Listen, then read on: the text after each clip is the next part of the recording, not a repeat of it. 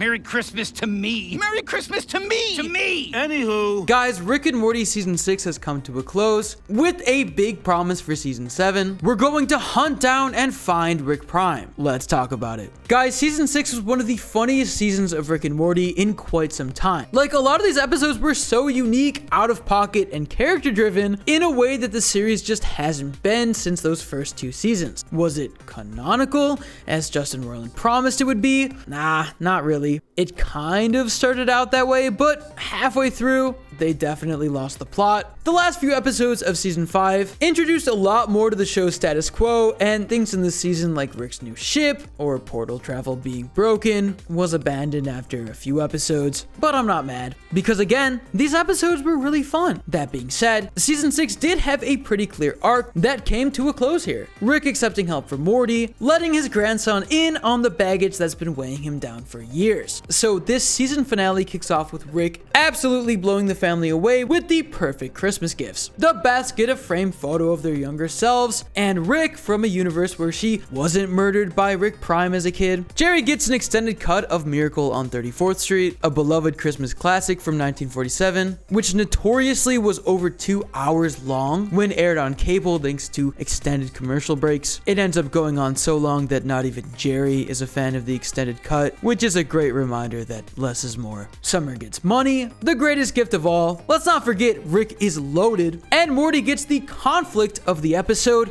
a real lightsaber. It makes the sound and everything. Does it make the noises? Of course it makes the noises. That's like half the fun. Things get messy in record time, however, as Morty drops the lightsaber in a way that's perfectly vertical, causing it to plummet towards the center of the earth. And once it hits the core, according to Rick and Morty logic, it's basically bye-bye planet Earth. As Rick and Morty scramble to try and catch the lightsaber, Morty discovers that the Rick he's with is actually a robot, and the real Rick has secluded himself in his underground lab for literal months, switching himself out with the robot in the last episode after Morty sized him up as a boring old drunk. Rick telling Morty he'd be 22% more agreeable was an acknowledgement that Rick programmed this robot to be literally 22% more thoughtful than the real deal. Now I gotta give some credit. A lot of fans thought something was off with Rick, and who we saw last week wasn't actually him. And if you were one of those people, you just won verbal affirmation that you're a galaxy brain genius, and here's a cookie. I was under the impression that Rick was like growing as a person and taking therapy to heart, given all he's been through this season, but JK, something truly is off if Rick isn't at least a little bit of a dickhead. I guess that's the rule of the show. It's actually kind of deep though. Rick believes he's no good to anybody until he captures Rick Prime and is able to put this living hell he's been trapped in behind him. He also believes that Morty doesn't respect him anymore because Rick was vulnerable enough to let him in and see his tragic backstory. And although Rick comes off as a jackass for a majority of this episode, there's no denying his heart is in the right place, at least when it comes to protecting Morty. The robot basically says as much towards the end. Rick literally built me to make you happy, Morty.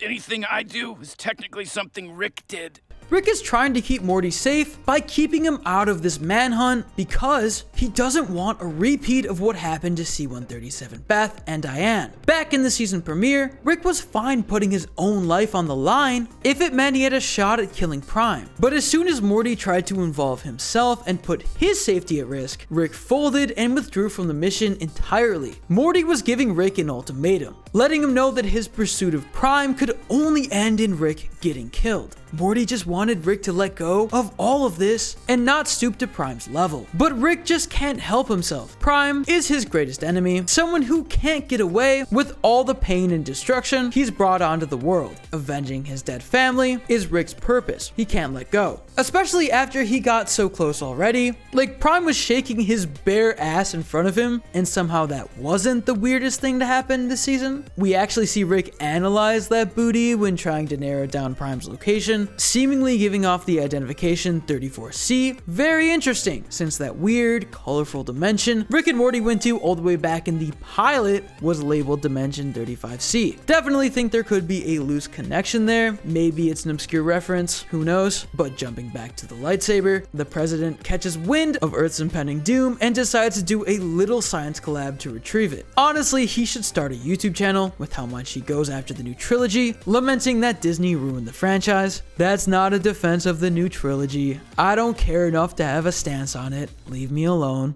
Regardless, Rick has another lightsaber up his sleeve that's basically his contingency plan, a saber to stop the saber. But in an episode where everyone seems to be over Rick's shit, his own AI turns on him after a small back and forth, killing a lot of people in Italy in the process. Excuse me? I'm designed to stay perfectly vertical, not to give constant affirmation. You do your job, I'll do mine. In a way, this episode echoes a sentiment from the season 5 two-part finale, in that Rick and Morty are really a match made for each other and no one else, as not only did Rick get screwed over by his AI, but Morty gets backstabbed by the president. As Morty retrieves his lightsaber, the president confiscates the weapon and reveals his true intentions of living out his nerdy-ass Star Wars dreams. But make no mistake, child, I own Star Wars, not you. I earned this, not you. While this is all happening, Robo Rick tries to play cool in front of the rest of the family, but with one person already knowing his secret, he's struggling to keep his robot identity under wraps, making it painfully clear he's not really Rick, and that he really just wants to be put out of his misery, though the family doesn't pick up on it until Morty blows the lid wide open. So they slaughter the robot and make his head the star of their Christmas tree. It's kind of beautiful in a dark, twisted way. These plots converge as the president comically drops the lightsaber again and launches the White House into space, throwing Morty under the bus to the rest of the world. So Robo Rick's rest is immediately disrupted so he and Morty can save the Earth and confront the president. Elsewhere, Rick manages to deconstruct a very elaborate, very explosive piece of technology from Prime's base that holds a USB drive that's capable of tracking down Prime. However, what starts out as a potential location turns into an entire map lighting up. Imagine Find My iPhone if every piece of Apple technology you ever owned was active and scattered across the country. Unless you don't buy Apple, in which case, congrats for not being a sheep, must be nice. Meanwhile, Morty and Robo Rick confront the president in space, leading to a crazy sequence of Morty going up against the president's Star Wars pitches, such as a robot with lightsaber eyes and a lightsaber Gatling gun, which is just so silly, yet something I could totally see making its way into a Star Wars movie at some point. The Gatling gun actually results in its little lightsabers falling, you guessed it, vertically into the ground and destroying the White House as it gets sucked into the vacuum of space. But before Morty or the president dies, Rick saves both of them alongside Robo Rick, who dies shortly after, but lets Morty know that his grandpa does care about him. The president goes back into obscurity for another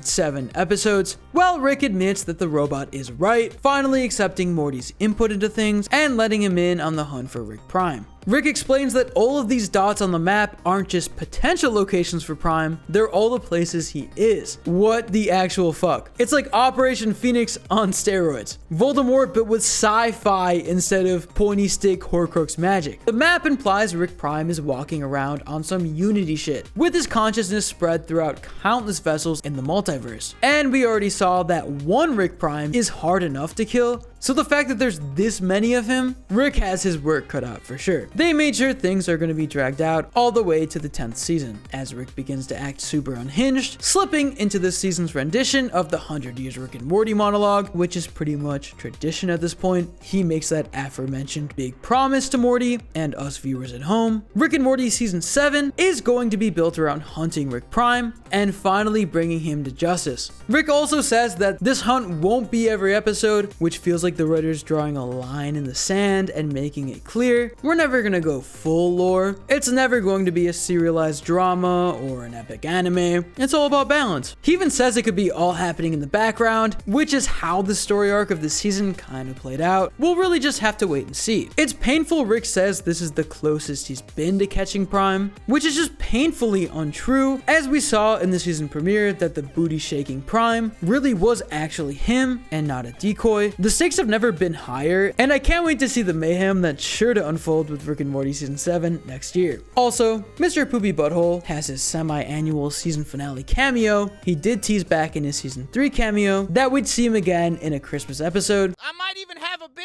white Santa Santa Claus beard. Granted, we saw him again in season 5's post-credit scene, where he lost his family and his will to live, but now he's getting shredded. He's drinking raw eggs. He has Carl, and then he breaks his body. He's probably gonna be paralyzed the next time we see him. I'm so sorry, buddy. That being said, I'd love to know what you guys think about this finale. Was it satisfying? Do you have more questions? Are you hyped for the next season? Let us know in those comments down below. If you enjoyed this video, make sure to give it a like and subscribe and hit that notification bell to stay in the loop with all things animation.